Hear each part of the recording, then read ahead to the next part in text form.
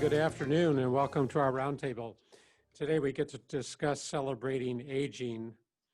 Our guests have a long history and professional experience with older adults, and each of you also has been involved in academia.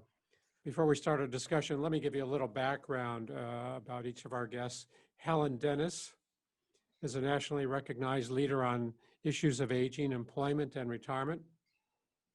She has received awards for university teaching at USC's Davis School of Gerontology and for her contributions to the field of aging. She is a weekly columnist on successful aging for the Southern California News Group, reaching 1.6 million readers, and co-author of Project Renewment, the first retirement model for career women. Welcome, Helen. Thank you. Dr. Hugh Paetz served as professor and dean of students at the University of California for 25 years. He has also served as president of the San Diego Psychological Association, University of California Retirees Association, and as a board member of the California Psychological Association. And for the past 20 years, Dr. Paetz has been committed to serving the behavioral health needs of patients in skilled nursing facilities. Welcome, Hugh. Thank you. And Dr. Joaquin Anguera has worked in the field of aging for over 40 years. For 20 years, he was a professor of gerontology at San Diego State University. Currently, he is a governor's appointee to the California Commission on Aging. He also worked for 30 years at Aging and Independent Services, a county agency that oversees all of the services for the elderly in San Diego County. So welcome again to each of you. Let's start with our first topic as we talk about celebrating aging and recognizing the positive attributes and characteristics and benefits of older adults. We're wanting to talk about how this change has come about and what we're witnessing today. So let me start with a question for you, Joaquin. From your vantage point, what have you seen taking place in how we are viewing older adults and the aging process? The first answer is something that everyone notices, I hope they do, the fact that there are many more older persons all around us. Extended longevity and the fact that average life expectancy now borders 80 years of age, that means that older persons are everywhere. Second, because they are healthier, it means that they are more involved. Many of us delay retirement. I mean, it used to be that by 60, someone was considered old. People probably know that when Social Security was passed in 1933, the average life expectancy was 62 years of age. Yeah. So it was very nice to tell the population, knowing that average life expectancy was 62, saying when you reach 65, you'll get all those marvelous benefits. So I think it's a success story what we are witnessing. And what we still have to do is spread the good news of aging. And I'm so glad that you thought of the topic for this discussion, to call it Celebrating Aging, because we need to do more. Celebrating means making people aware, it means happiness, it means sharing, and it's an occasion for making ourselves aware that life is worth living, and this life is a good one. I mean, longevity is really a blessing for all of us, something that was denied to many generations before us. Sure. Yeah. Thank you, Joaquin. Yeah, we are seeing that shift, aren't we, from the ageist attitudes that we saw years ago, decades ago. And for whatever reason, this is now turning around to view aging as a positive development, as some stage of life that provides new opportunity. And as you put it, Joaquin, offers more fascination in our senior years. So Helen and Hugh, what are your thoughts? Are you do you see this shift from the ageist attitude to a more positive views on aging? Helen? Um, yes, I do see a shift, and I think there are a number of indicators. I think look at our political scene right now. President-elect Joe Biden is 78. President Trump is 74. Bernie Sanders, 79. Nancy Pelosi is 80. So we see political leaders who are in the latter part of life, I think is an indicator. But I think also in Hollywood, we see movie stars who are very successful in later years. I think that wonderful film, The Intern, Robert De Niro was 72. Helen Mirren is 75. Diane Keaton is 74. Jack Nicholson's last film was at 83. So this is all a statement that you can be an older adult and be productive, entertaining, and successful. So I think Hollywood is another. And I want to mention just a couple of more. I think the media. We see more positive stories about older athletes, entrepreneurs, philanthropists, people starting an encore career. And we have books with encouraging titles like The Upside of Aging or Living to Be 100.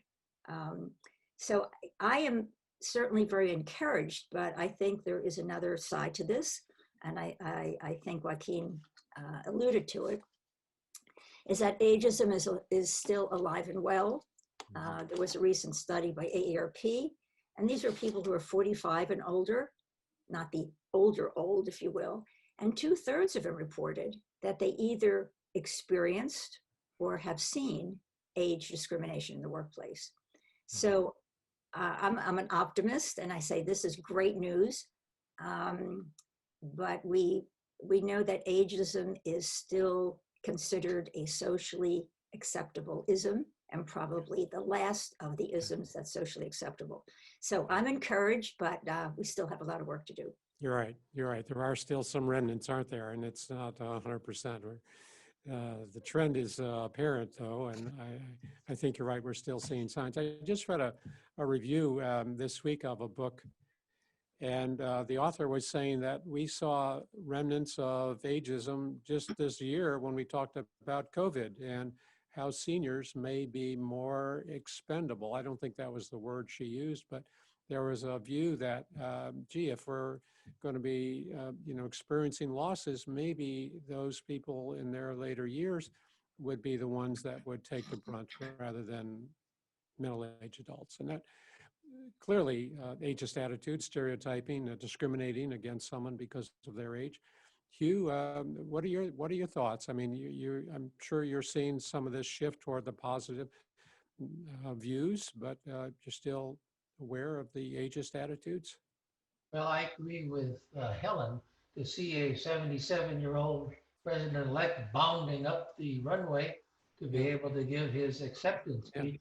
I think anybody and anywhere watching that would say, whoa, there's hope for all of us, And I think that's a terrific model for us to be able to observe that the wisdom that we have is still available and open to those who are ready and willing to receive it. Sure. I'm 85 and I am still working with patients and feel that I am still being able to inspire and uplift them no matter what age they are. Yeah. So I think that, we're on our way. And I think your book is a good example of giving us the courage and determination that it can happen to all of us. If we give it the go, yes. So I think we're on the upswing, absolutely. Yeah, thanks. I agree. And there are some benefits to this, right? I mean, people are not being pigeonholed because of their age. We're not kind of diminishing their contributions, and there's a whole long list of benefits. So, Joaquin, what do you think are some of the greatest benefits of this positive shift on aging? Hopefully, the first one, as Helen has said, would be maybe once and for all doing away with ageism. We are not there yet. It's still, we all have to buy in and understand that ageism, it's not only discrimination against older people, against people of any age. And I think that we older persons, we also have to give an example, because sometimes we talk down or negatively against other generations, and that is also unacceptable. And so, and the other thing is creating an awareness, making sure that everyone is aware of the many contributions of older persons, and that when someone says something negative, ultimately they are hurting themselves, because that's the only stage of life that if we are lucky, we'll get to experience. And so I think that we have to still do more in our society. I mean, opening ourselves up, sharing more, socializing. Older persons need to be more involved, volunteer, speaking up for themselves and learning. I mean, it's great news that there are so very many books about aging, spreading the good news of aging. I mean, very positive books. And I hope that older persons that we avail ourselves of all those opportunities that are available.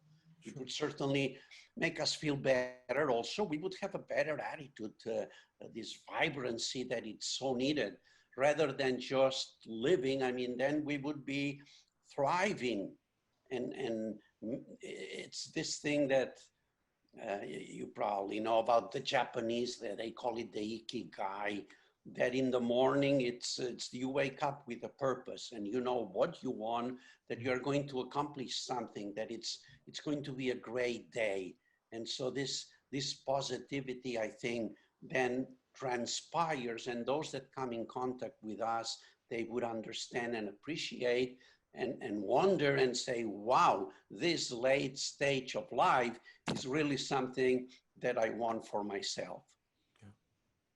Yeah. Where we can get, oh, go ahead. So Joaquin, I love the term you used, thrive, because we don't usually think of thrive in older adults. And that's quite possible. Absolutely. So that was a great, I love the use of that term. But just to build on what you said, I think the whole idea that the shift in attitudes leads to truly equal opportunity, that older adults have equal opportunity in the workplace, in their volunteer commitments, in their opportunities. But I think there's another benefit from the shift, and you might be aware, Becca Levy from Yale had done some studies, as you probably know, that people who had a positive self-concept of aging, really thought about it as a positive phenomenon, lived 7.5 years longer than those who did not. Now, there's not necessarily a cause and effect, and I'm sure there are other variables included, but it says something about how people live when they have a positive attitude towards aging, which may indeed increase their quality of life and longevity. So I think that that has a big, that's a big benefit of the shift in attitude. And the importance of it. I was just going to say, as we look at that positive mindset and the benefits and our desire to live longer, we're also more capable of adapting, right? I think the adaptation process becomes more real, and we can roll with some of these setbacks and roll with some of the bumps that come along. And that's obviously a big part of longevity, being able to understand and get back up after we've been knocked down, right?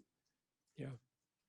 And just to add to that, there is evidence that older adults are dealing better with this pandemic than younger people. So that just, to your point of resilience and flexibility.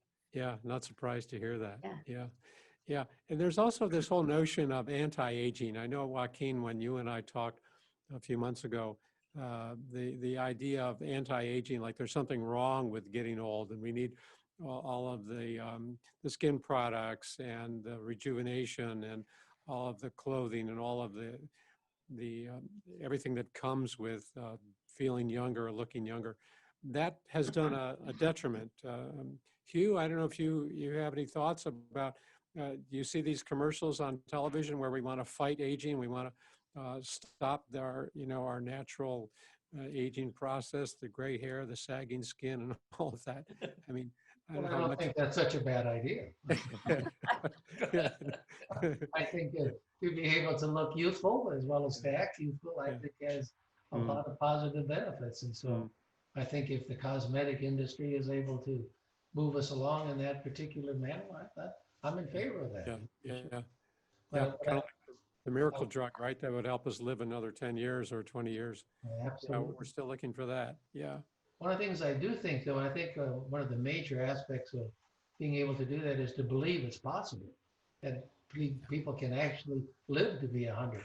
Yeah. I remember back in 1964 when there was a young man named Roger Bannister was saying that he was trying to get himself to run the mile in less than 4 minutes. And he did it on May 25th. And no one had ever done it before then. And then 8 people did it in the next year, simply because they believed they could. And I think that what Joaquin referred to as people getting older, I think more people say, yeah, well, I can do that too. Yeah. So I think it's a matter of really believing we can do it, and we can do it whether with or without cosmetics, and we can actually get into a lifestyle and a rhythm that is very positive. Yeah. I just heard the other day about a man who died at 102. And I asked the lady, how did he die? He said, well, he rolled off the roof he was repairing. So I think, so we can all get up there and go forward. I think with that, when that happens, well, if he can do it at 102, I believe I can do it at least at 95. Yeah. So I think that's what's happening in our society. Yeah. So much of it is a matter of mindset, right? And how we view ourselves and how we view our aging process. Yeah. What would you say to somebody who just, 60, 70, 80, 90-year-old and says, getting older is just too difficult for me. It's stressful. I don't have anything to look forward to. My future is dark. What do you say to that person? Well, I've heard that message many times while working in skilled nursing homes. Sure. And certainly depends upon the man or woman. And in many ways, what they are relating is accurate. They don't have a lot to look forward to. They don't have a lot to live for, and they are in pain. So in working with them, what hospice does, and other people say is, well, we give them as much comfort as we can and allow them to make decisions that are important to them. And if their desire is to go on, I think that that's a positive choice also. But on the other hand, if and when we can find some small avenue that they can respond to and become more active. I had one lady was about to go out, and one of the nurses started to bring her son by her window every day on her way to work, and he was 8 years old. And he waved to her and she waved to him. She said, that's what gives me hope, gives me life, gives me purpose. And when that happens, I think that people do have the energy to go on. But I think it's important to have. Without that, I think if people decide they won't leave us, well, I think that that's okay too. Yeah. Yeah, that hopelessness sets in when we don't have that. Something to look forward to, something to hold on to, something to give us purpose. Joaquin or Helen, do you have other thoughts on, this feeling of despair and hopelessness that comes with aging for some? I think what you identified as a population, which is really a difficult one. Yeah. So we've done, I think we have to be realistic. We've done a good job of increasing life expectancy, but that time between you have your condition and you die, this period of morbidity, that's still pretty long. And may not be a great time in life. But I guess what I would say is to focus on the assets. What can you do well? And if you need some help, if you cannot walk very well and take a walk, is there a way you can find a friend that helps you go walking? In other words, to assess what you need to do what you would like to do. But I think there's a certain realistic piece here too. And I guess I would help a person look at their strengths. I mean, I have an example, a dear friend, older woman, congestive heart failure, in her bed, really couldn't do very much. But every Sunday, she called her friends who were congregants to wish them a good day in church. And that was clockwork. You could depend she would do that, and gave her that day a sense of purpose. So what can you do that's fulfilling? What could you read to a child? What could you do that gives you a sense of purpose and hope? And I don't know if that's a conversation that we frequently have with older adults. And I don't know who has that conversation. But I think that's one of hope. Yeah, I agree that notion of something to look forward to, and as Joaquin said, waking up each morning and what is my goal today? I wasn't familiar with that Japanese term, but I would often talk with patients about that as well. We want to wake up each morning and say, what is my goal for today? What is my purpose for today? And when we can help the individual focus on their strengths, what I call residual strengths, because when we're feeling kind of desperate, we see a lot of the losses and a lot of the failures, and we don't see the whole picture. I use the term of the way horses wear blinkers and all they see is what's in front of them, so they're not distracted. And I think the same thing happens for individuals when they're feeling depressed. They see everything that's gone wrong and the disappointments and losses. And we say, well, let's take off the blinkers and let's look at the whole picture, because there are a lot of positives still all around us. And let's not omit those. Let's not dismiss those. That's important. Yeah. Joaquin, do you have any thoughts on that? That's the most difficult question, really, because in front of pain, suffering impacts you not only physically, but also psychologically, as we well know. So how to resolve it, and every person reacts differently also to words of encouragement and saying, come on, let's try something else and try different approaches. So yes, a counselor, a psychologist can do some things, but I think on the other hand, that maybe we as a society, we tend to forget and think about nursing homes as the last resort, and the people that are there, they are just one step away from the end. And it's unfortunate that we do not have programs that bring some connection to those individuals. And I know that it's been tried in some areas, and we've all heard maybe about the concept of the Eden alternative, about those nursing homes. So I think that's one approach, or having children, middle-aged people, teenagers visit some of those individuals, helping them even reminisce. That's another area that's very good, reminiscing and thinking, or maybe even taping, recording your life story. So the techniques are there, but they do require a little bit of effort from everyone, from administration down to the nurses and caregivers in general, and the families. So it's a very challenging situation. Sure. And what you're talking about is engagement. The more we can engage individuals. And I think in this setting, of course, in long-term care, but in independent settings as well, in assisted livings, people are living alone and they're isolated and they can become very lonely. And the more we can reach out, the more there are systems that help people to re-engage with neighbors or with communities or with some senior group. That's I think, a powerful approach. And I'm just thinking of the individual who might be viewing this down the road, and he or she is living alone and has no family and maybe no children around, or they're on another part of the country. So they're wondering, what should I be positive about? How can I stay encouraged about my future? There's no meaning. So what you're talking about is providing opportunities, and there are a lot of programs out there that people can become more engaged with.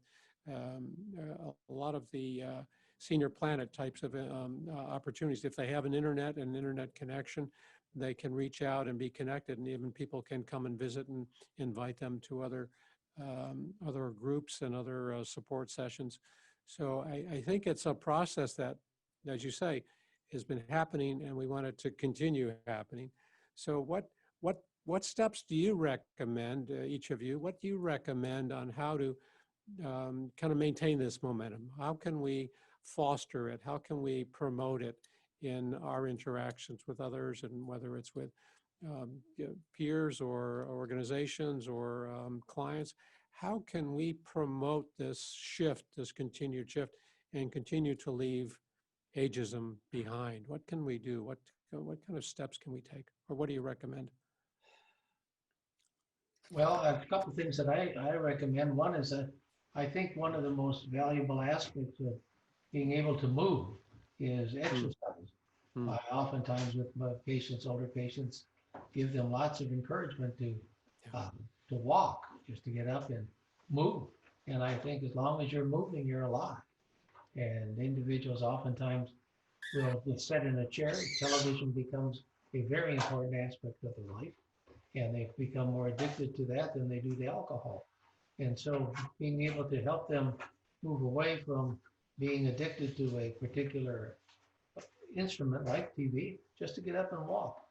And so I encourage, that's one of the ways I think. The other ways I think that you mentioned, Joe, is to be able to let individuals know that the marvelous stories they have. And that is a very powerful, with my own grandkids and other individuals, is the ability to tell stories, to keep the history alive, and for individuals to know we did have a life, and we still do. We are energetic, enthusiastic, and optimistic.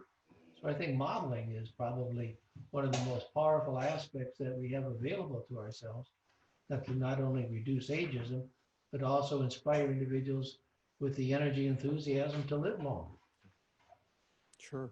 Yeah. Good points, Hugh. Good points. Yeah. Helen or Joaquin? I also think there's an educational component. Yeah.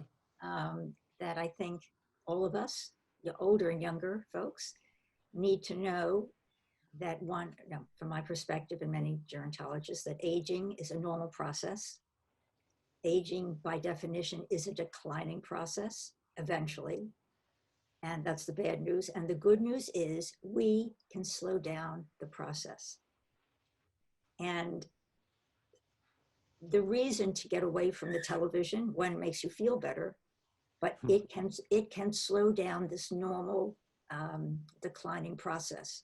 And I don't think people are aware that physical activity, intellectual engagement, having a sense of purpose, all of those, we could say, are interventions to normal aging.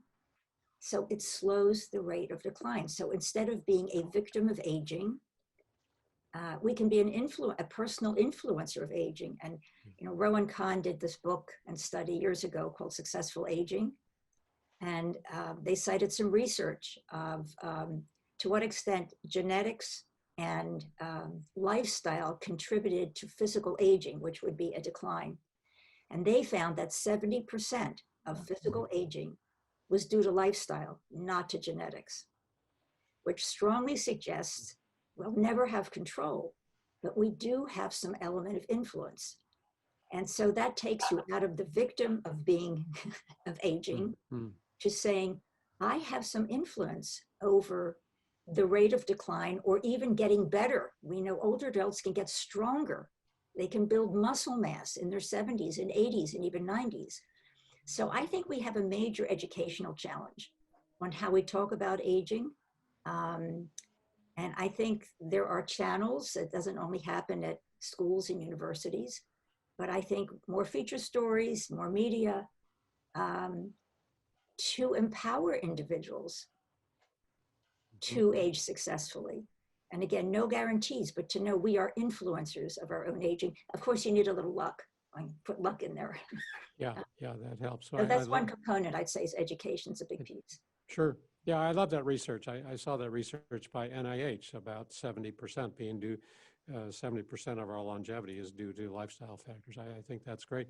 And, because you always hear the person say, well, my dad died at 75 or whatever, that means I'm going to not live much longer. And well, maybe your dad didn't know the right lifestyle factors either, right? Maybe your dad could have lived a few more decades. So yeah, that education component and the neuroplasticity that we're seeing now, the learning that the brain can regenerate some brain cells.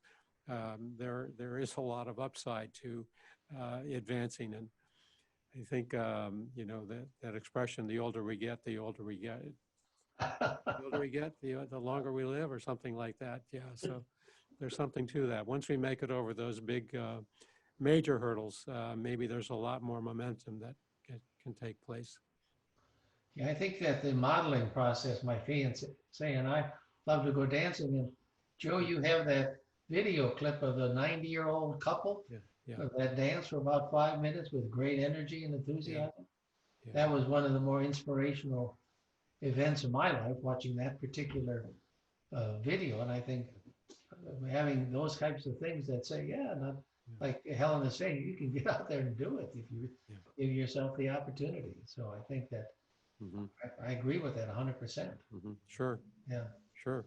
But I hope you show that video to lots of people who are in the aging process. Yeah, no, it's a great video. I love it. I love it. And there's the other one with the gymnast who's in her 90s. I think at the time it was filmed, was the world's oldest gymnast. Her name is Joanna Qualf, Qualff or something.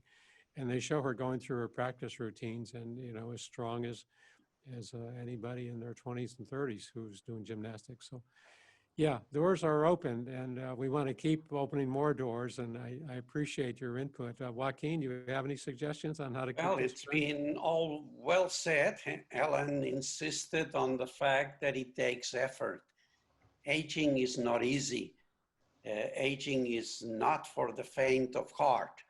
So you have to make a positive decision of saying, I'm going to make the best of it. I'm going to try.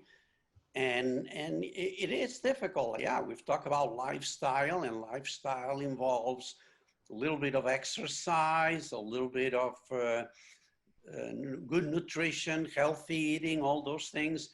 And then the psychological aspect of, you talk about neuroplasticity, meaning using some brain games if you want to use it.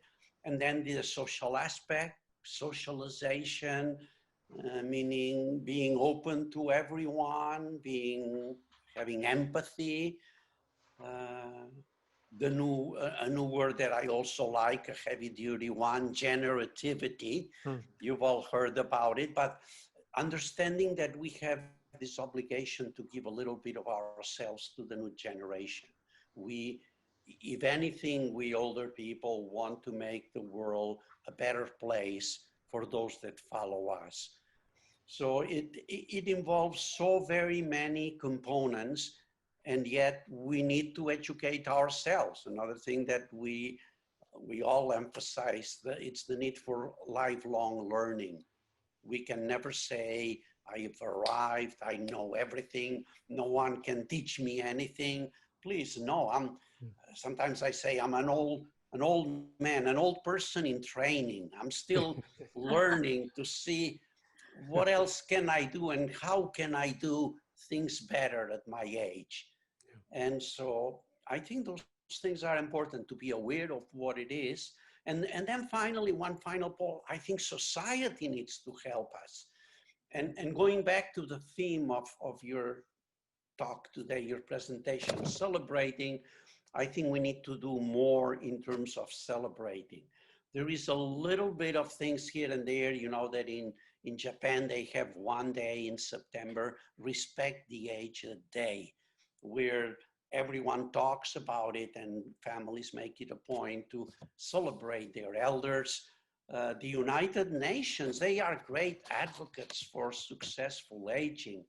They decreed, and we don't pay too much attention, unfortunately, October the 1st is World Aging Day. So it's a day that they celebrate. Well, and here in America, we are doing well also. We have the month of May, which is Older Americans Month. So I think that we need to pick up on this and encourage the news media to have some sort of little articles or highlight successful older persons, so the rest of us can learn some new tricks on how to do better. So celebration is a great idea. We need more of that. Yeah, that's some great advice. Thank you, Joaquin. So in just a couple minutes that we have left, what are your recommendations? What do you say to the average person who might be viewing this down the road about looking at their future? Maybe not even yet in their, maybe they're in their 50s or 60s. What do you say? What are the recommendations to this person, maybe without a lot of financial means, or maybe, like I said, maybe kind of isolated? But what do you recommend? What are your final thoughts of recommendation? Well, one of my recommendations is finding ways to laugh more. Ah, I think individuals being able to laugh is both healthy, and I think it's both energizing and gives a purpose in working with people in the skilled nursing facilities. Yeah. I used to tell lots of jokes and I'd be always amazed at Yeah. how much they laugh. I thought it was probably the best therapy I did in many ways. Yeah. But I think if we give that model that growing older, it really can be a happy experience. We can get happier as we get older. And research seems to indicate that that does happen Yeah. as we leave behind activities and experiences that are cause more responsibility and give us more lightness in life. So that would be my recommendation: is laugh a lot and keep dancing. Yeah, good advice. Thanks to you. Yeah. Helen or Joaquin, recommendations? Very good. Having a sense of humor, I think, is very important, especially in our old age, and knowing how to take everything with a grain of salt, understanding that many times we feel resentful or hurt because of something. And if we look deep into it, that's not the purpose of anyone. So learning, and that relates to this thing, would be a little bit of forgiveness, knowing how to let go.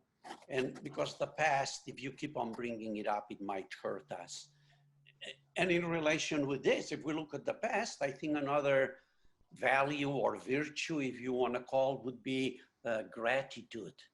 To be thankful for the many things that we've been able to live, to receive, to enjoy, and we can go down that list. And I think that that's also healing.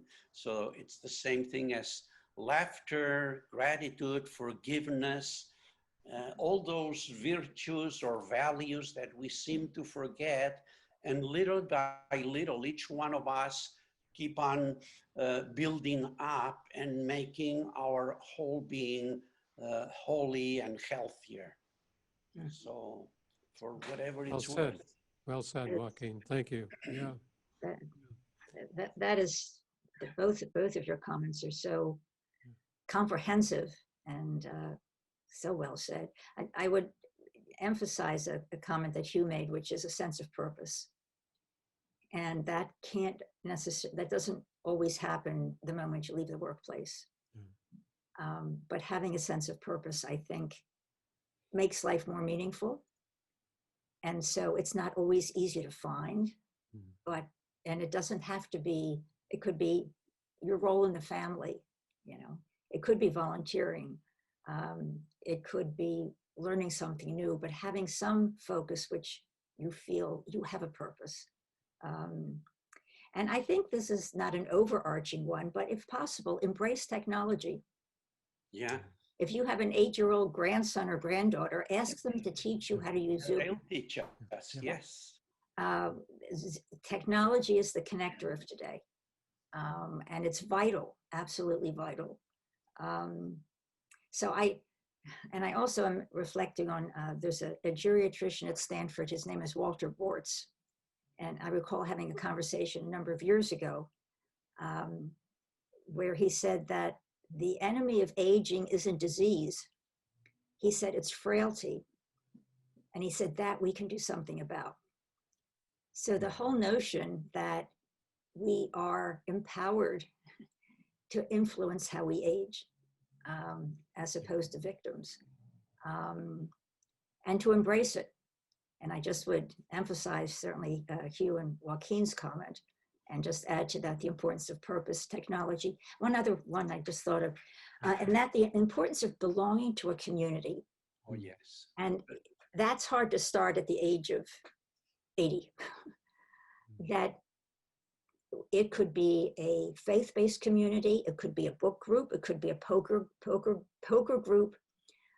It could be something belonging to what's called the village movement, which is probably another whole conversation. But to get older without a sense of community has got to be so painful.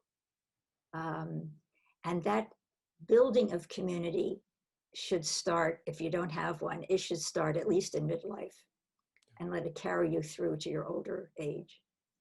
So that would be a few comments between purpose, technology, community, and certainly what Joaquin and you mentioned. Thank you. Sure. Yeah, those are some powerful recommendations. I love what you're all saying about this and things we can take with us from this discussion. So I really want to thank you, each of you, for being a part of this, for giving up part of your day to be involved in this important discussion, because I think we're certainly moving, on the right track. We're moving in the right direction, and we want to keep doing whatever we can to maintain this positive movement about aging and staying healthy and living longer. And like I like to say with my Living to 100 Club, it's a metaphor for moving forward. We're not always going to live to 100, but we want to have that mindset that we're doing everything we can. We're making the right decisions to live longer, and we're adopting and maintaining these very habits that allow that longevity. So really, thank you again for your contributions. Much appreciated. Well, thank you for giving us, some aging people, a chance to express ourselves. Absolutely. Great. Yes. Yeah, thank you. Thank you. Okay. Thank you. You're welcome. Most welcome.